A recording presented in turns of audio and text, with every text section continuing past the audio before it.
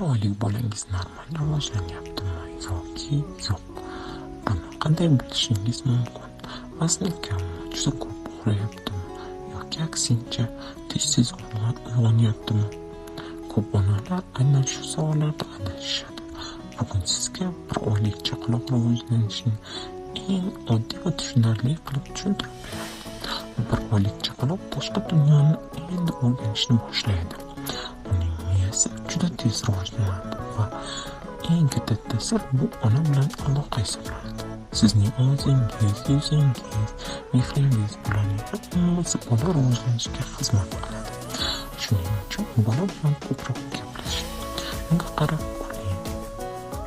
Keling, eng ko'p beriladigan savoldan boshlaymiz. Bolaning vazni. Tug'ilgandan keyin bola odatda 5-10% vaznini yo'qotadi. Bu normal holat. Taxminan 10-14 kunlar ichida u o'z vazniga qaytadi.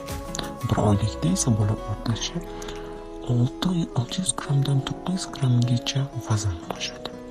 Ba'zi bolalarda bu ko'rsatkich 1 kilogrammgacha ham yetishi mumkin. Eng muhim, bola haftadan haftaga o'sayotgan bo'lishi kerak. Bir oy ichida bola odatda 3-5 cm o'sadi. Masalan, 50 cm tug'ilgan bola bir oyligida 53 yoki 55 cm bo'lishi mumkin.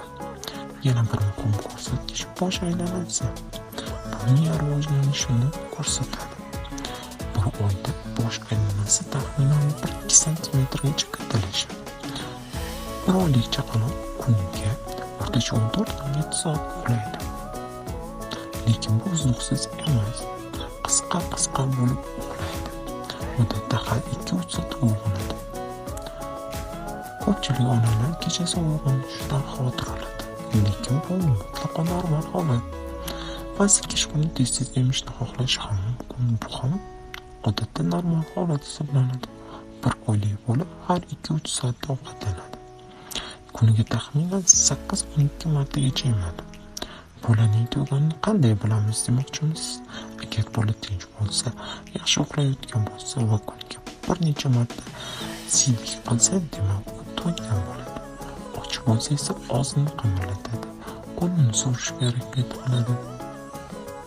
Bir oylik bolada quyidagi belgilar bo'lishi kerak. U sizga qarab turadi, yaqin narsalarni ko'zi bilan kuzatadi.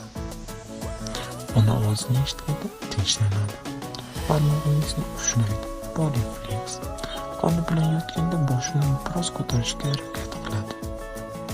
Bu kichkina belgilar katta rivojlanishning boshlanishidir.